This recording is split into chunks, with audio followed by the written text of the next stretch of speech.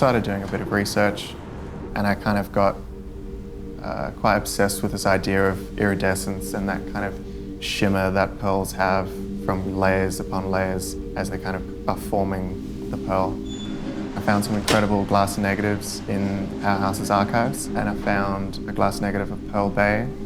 And so I thought it'd be really interesting to try and recreate that photo from 100 years ago using the same techniques, using a glass plate. And it's been a really interesting journey in the creation of it. Worked with a great photographer from Sydney as well, ADRIAN. And yeah, it's been really fascinating to follow along on that journey.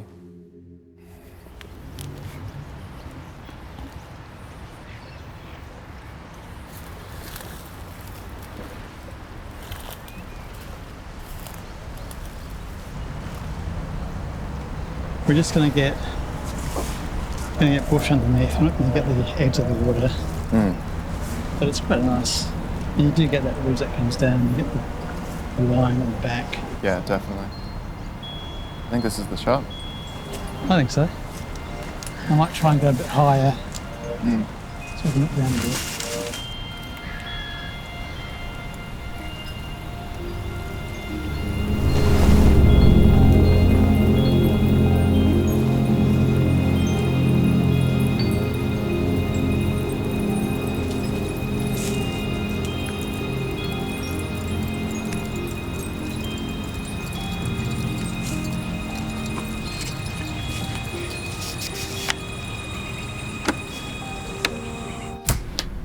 The first thing I do is I pour this chemical in.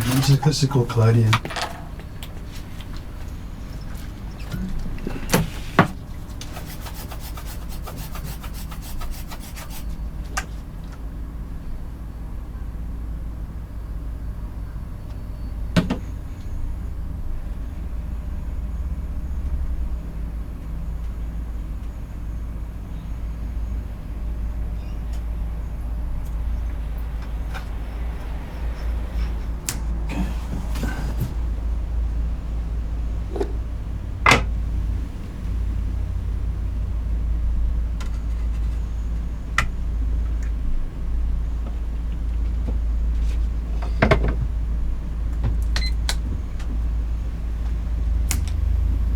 So we've got 3 minutes in there.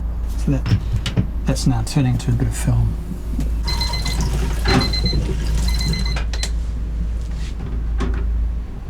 Okay, so 3 minutes. You can see the image now. Like what I do sometimes with glass plates is I put tar on the back to turn it into a positive. And that's quite beautiful because you look through the glass of the image rather than on top of it.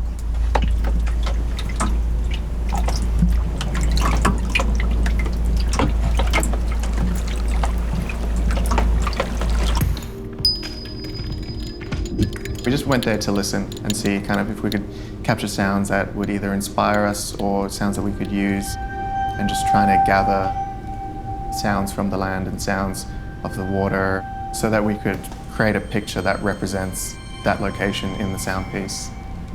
So yeah, part of this is just trying to create that kind of blend between the natural world and kind of this like more surreal interpretation of what we're capturing. Let's go have a look at these glass negatives.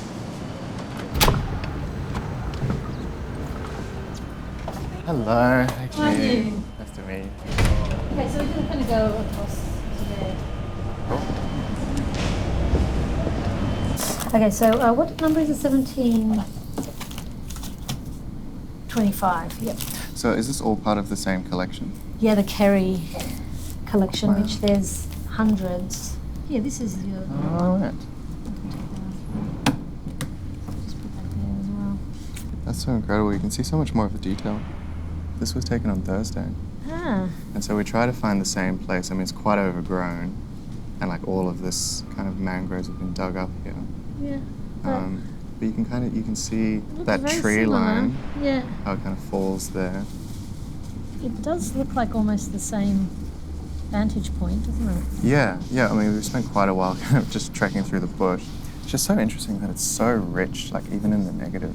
It is, isn't it? Look at the kind of detail around the leaves Yeah. of the trees and bark. It's kind of amazing. Like all the stuff, like the water's really washed out and just kind of looks smooth because that would have been moving. But stuff like these trees, you know, on a still day, you'd really get that detail. Yeah. Yeah, that's true. If it were windy, you'd be in trouble. Yeah. I mean, with how easy it is to kind of mess up this process, like these photographers must have been just so incredibly good, because it's just like, I mean, we found out there's 1,000 things you can do wrong to just ruin it. I think what happened was that maybe people tended to go, oh, let's get a print off it and show those. Yeah. Whereas the object itself started to become interesting because of its own materiality, and these are things that are disappearing, you know, they're like, they're special now as well. I kind of found this photo just kind of by chance, because what I'm doing is a whole sound piece for this audio festival. And so it's kind of like, it's looking at that process of, you know, taking the same photo 100 years on and what's changed, what's the same, and trying to get sounds from the lands. And so we're using a lot of like mussel shells and recordings of the water, and even recordings of developing it, and you know, because you've got to wash it with water, and so we're just kind of trying to build a whole kind of textural narrative around some of those sounds. Yeah, with a strong focus on that idea of a liquid. Yeah, exactly. Yeah, I think it's really important how we recontextualize our history. I think it's just picking up something as simple as a glass negative and trying to shine a different spotlight on it.